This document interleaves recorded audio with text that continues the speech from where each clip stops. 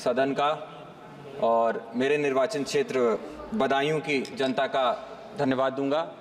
कि संसद में आज मुझे अपनी बात रखने का मौका दिया है। अध्यक्ष महोदय, जहां बजट की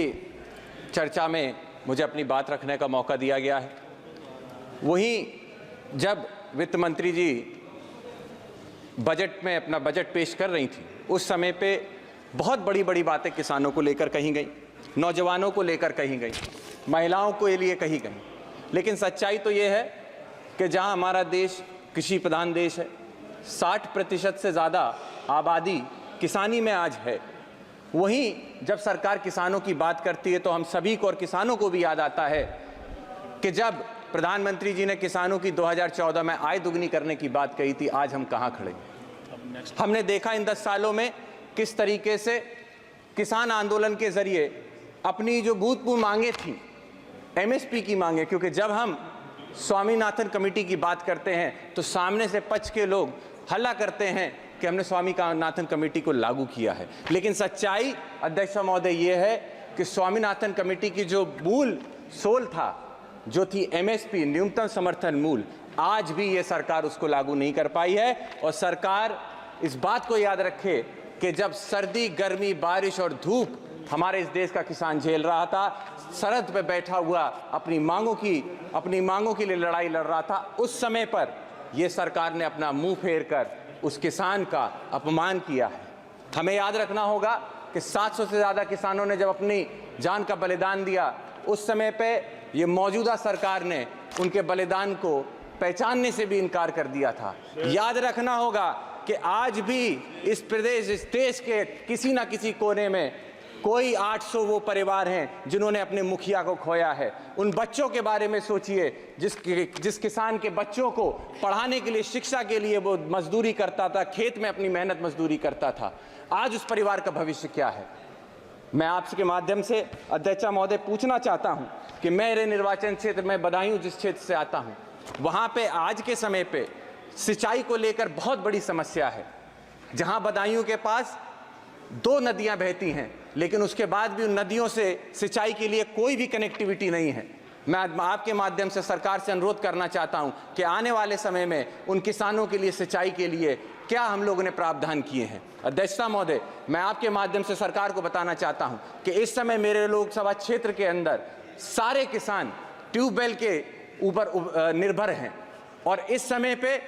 बिजली की ये स्थिति है कि गांव के अंदर 10-10, 15-15 दिन तक हम बिजली नहीं आपूर्ति दे पा रहे हैं। सरकार की तरफ से जिस समय पे एक सर्वे किया गया था, उन्हीं के अधिकारियों ने बताया कि जहां पर 56 सब स्टेशन हैं हमारे यहाँ बिजली के, वहीं कम से कम 33 सब स्टेशन और होने चाहिए। लेकिन उनकी रिपोर्ट पे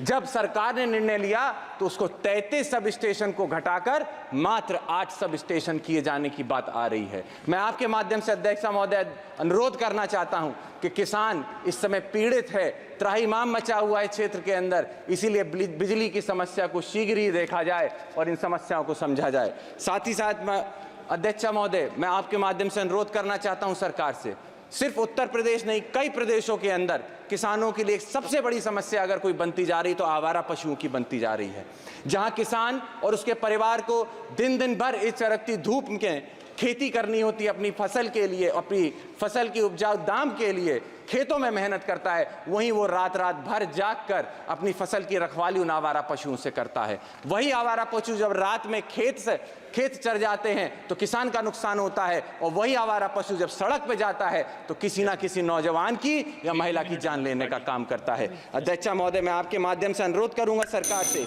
कि जहां आप किसानों की बात करती हैं, मैडम मेरी फर्स्ट टाइम स्पीच है, बस 2 मिनट और दे दें। 2 मिनट